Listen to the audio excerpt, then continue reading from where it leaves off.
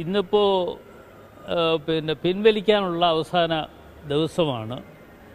എനിക്ക് അവരുടെ എല്ലാവരോടും പറയാനുള്ള ഒരേ ഒരു അഭ്യർത്ഥന, പാർട്ടിയുടെ താല്പര്യം അവർ സംരക്ഷിക്കണം.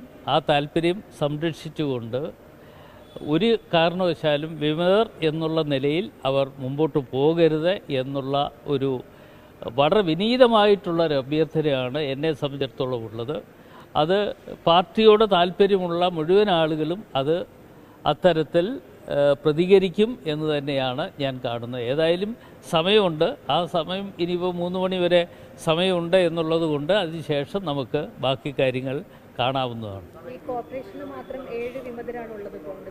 അതിപ്പോൾ എല്ലാ സ്ഥലങ്ങളിലും ഉണ്ടാകാം.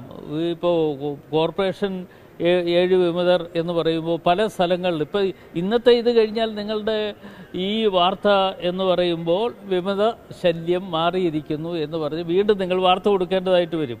അതിപ്പോൾ ഇന്ന് വരെയുള്ള വാർത്തകൾ തീർച്ചയായിട്ടും അതിന് ഇന്ന് പല ആളുകളും അവർ താല്പര്യപൂർവ്വം അവർക്ക് മത്സരിക്കണം എന്നുള്ള താല്പര്യത്തോടു കൂടി നോമിനേഷൻ കൊടുത്തിട്ടുള്ളവരുണ്ട്. അപ്പോൾ തീർച്ചയായിട്ടും അവർ പാർട്ടിയോടുള്ള താല്പര്യം കൂടി സംരക്ഷിച്ചെടുത്തുകൊണ്ട് അവർ ആ തീരുമാനങ്ങളിലേക്ക് പോകും എന്ന് തന്നെയാണ് ഞാൻ വിശ്വസിക്കുന്നത്. അല്ല, അങ്ങനെ പല ആളുകളും ബന്ധപ്പെടുന്നുണ്ട്. ബന്ധപ്പെടുന്ന ആളുകൾക്ക് വേണ്ട നിർദ്ദേശങ്ങൾ നൽകിയിട്ടുണ്ട്. ഒരിക്കലുമില്ല. അങ്ങനെ ആരും തെറ്റിദ്ധരിക്കേണ്ട. നേതാക്കന്മാരുടെ ഒരു സ്ഥാനാർത്ഥിയില്ല. അതൊക്കെ നേതാക്കന്മാരുടെ സ്ഥാനാർത്ഥി എന്ന് എല്ലാവരും അങ്ങ് അവസരത്തിനൊത്ത് പ്രതികരിക്കും. അതൊക്കെ വേറെ കാര്യം. അതൊക്കെ ഇന്നത്തെ കഴിയുമ്പോൾ ഇതെല്ലാം അവസാനിക്കും.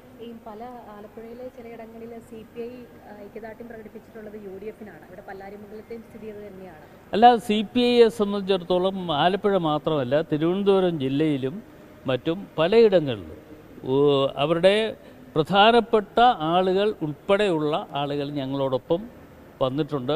വരിക മാത്രമല്ല, അവർക്ക് വേണ്ടുന്ന തരത്തിലുള്ള സഹായങ്ങളും പ്രോത്സാഹനങ്ങളും UDF എന്നുള്ള നിലയിലും കോൺഗ്രസ് എന്നുള്ള നിലയിൽ ഞങ്ങൾ നൽകുന്നുണ്ട്.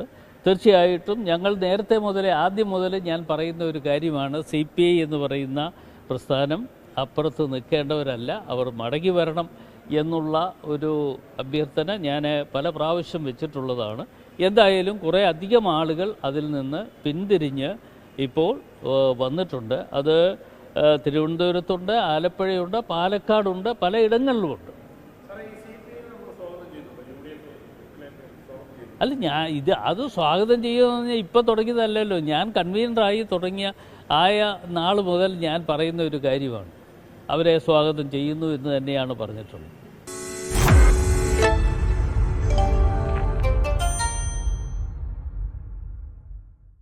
ലോകത്തെവിടെയായാലും ഏത് സമയത്തും 24 വാർത്തകളും ഓഗ്മെന്റഡ് റിയാലിറ്റി പാക്കേജുകളും എക്സ്പ്ലെയിനറുകളും വിശദമായി കാണാൻ ഞങ്ങളുടെ YouTube ചാനൽ നിങ്ങൾക്ക് സബ്സ്ക്രൈബ് ചെയ്യാം.